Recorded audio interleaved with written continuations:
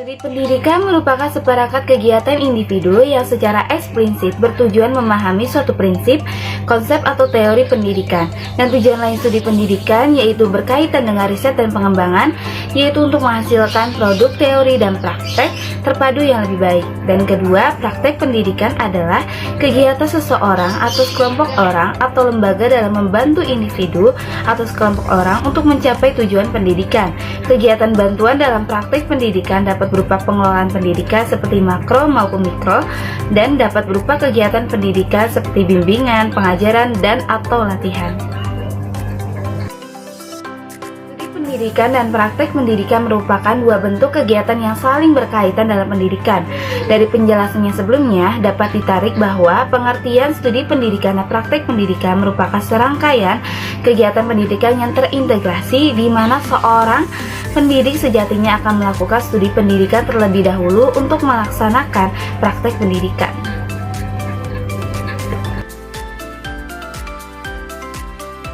Pendidikan sebagai ilmu. Ilmu pendidikan adalah ilmu yang menelah fenomena pendidikan dalam perspektif yang luas dan integratif. Fenomena pendidikan ini bukan hanya merupakan gejala yang melekat pada manusia, gejala yang universal dalam perspektif yang luas, melainkan juga sekaligus merupakan upaya untuk memanusiakan manusia agar menjadi sebenar-benarnya manusia atau insan. Yang hal ini secara integratif diperlukan menggunakan berbagai kajian tentang pendidikan, kajian historis, filosofis, psikologis, dan sosiologis. Upaya pendidikan mencakup keseluruhan aktivitas pendidikan, mendidik dan didik, dan pemikiran yang sistematik tentang pendidikan. Persyaratan pendidikan. Sebagai ilmu, suatu kawasan studi dapat tampil atau menampilkan diri sebagai suatu disiplin ilmu bila dipenuhi setidak-tidaknya 3 syarat, yaitu A. Memiliki objek studi atau objek material dan objek formal, B. Memiliki sistematika, C. Memiliki metode. Yang menjadi objek material ilmu pendidikan adalah perilaku manusia. Objek formal ilmu pendidikan adalah menelah fenomena pendidikan dalam perspektif yang luas dan integratif. Sifat-sifat ilmu pendidikan. Pendidikan sebagai ilmu bersifat empiris, rohania, normatif, historis, teoritis, dan praktis. Pengembangan pendidikan.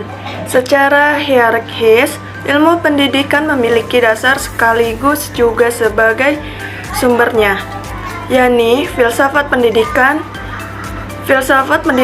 dan ilmu pendidikan. Oleh Brubaker dipandang sebagai komplementari disiplin. Namun dalam pengembangan ilmu pendidikan, di samping berdasar pada dan bersumber dari filsafat pendidikan, juga dapat diperkaya dengan mengkaji fondasi-fondasi pendidikan. Saya Marjana Nisi ingin menjelaskan tentang proses pendidikan sebagai seni. Pada proses pembelajaran, pendidikan sebagai seni itu sudah terbukti karena pendidikan adalah suatu kegiatan yang melibatkan aspek inspirasi, kreativitas, melibatkan emosi, penghayatan, dan hati sanubari. Mengajar itu tidak dapat seluruhnya hanya melibatkan formula atau rumus-rumus tertentu, tetapi juga memerlukan kesenian. Dan mendidik itu adalah tentang bagaimana cara kita dapat hidup dengan anak-anak dan dapat mengerti anak-anak sehingga seolah kita menjadi anak-anak juga. Namun mendidik itu tidak cukup hanya menguasai ilmu pengetahuan, teknologi, namun juga perlu aspek seni. Sebaliknya, mengajar itu tidak cukup hanya dengan menggunakan seni, tetapi juga memerlukan metode penguasaan materi, metode media, dan teknik mengevaluasi. Dan dengan demikian, pendidik itu memerlukan ilmu pendidikan dalam rangka memahami dan mempersiapkan praktik pendidik, serta harus kreatif, menghayati, dan improvisasi. Namun, sebagai pendidik juga harus memiliki perhatian minat, memperhatikan minat, perhatian, dan hasrat didik. Oleh karena itu, ketika melakukan proses pembelajaran, seorang guru ini harus membuat suatu improvisasi dalam selama pembelajaran tersebut supaya anak yang kita ajarkan itu mampu menyerap apa yang diajarkan oleh gurunya tanpa merasa jenuh. Dan dengan demikian, minat anak didik yang kita ajarkan ini akan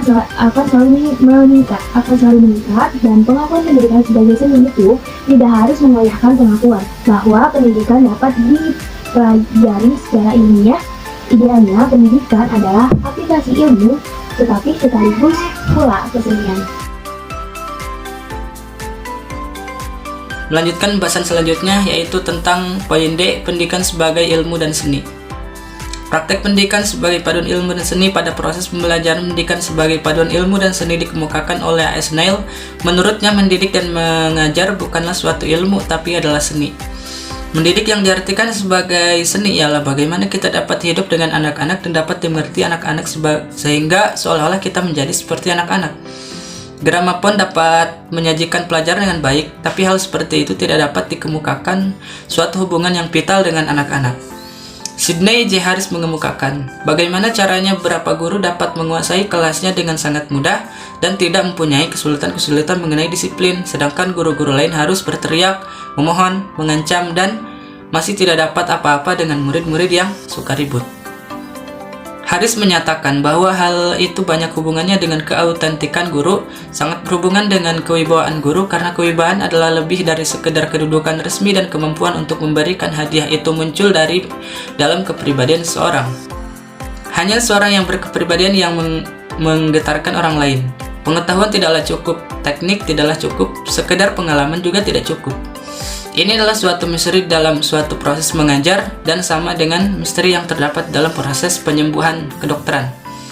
Masing-masing adalah seni lebih dari sekedar pengetahuan atau keterampilan, dan seni itu melandasi kemampuan untuk berlagu dengan panjang gelombang orang lain. Selain itu, paham konstruktivisme juga mengaku bahwa pendidikan bukan sekedar ilmu, melainkan juga seni.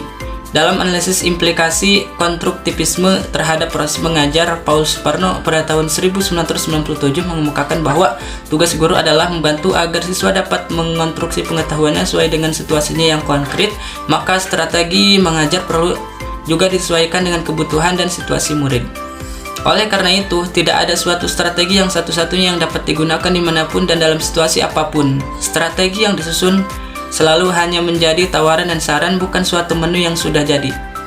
Setiap guru yang baik akan memperkembangkan caranya sendiri. Mengajar adalah suatu seni yang menuntut bukan hanya penguasaan teknik, melainkan juga intuisi. Demikianlah pandangan pendidikan sebagai seni tidak perlu dipertentangkan dengan pandangan pendidikan sebagai ilmu. Pendidik merupakan ilmu pendidikan dalam rangka memahami dan persiapkan suatu praktek pendidikan, namun dalam prakteknya pendidik harus kreatif, skenario atau persiapan mengajar hanya dijadikan rambu-rambu saja. Pendidik perlu melakukan berimprovisasi. Dalam hal ini pendidik harus memperhatikan karakteristik peserta didik.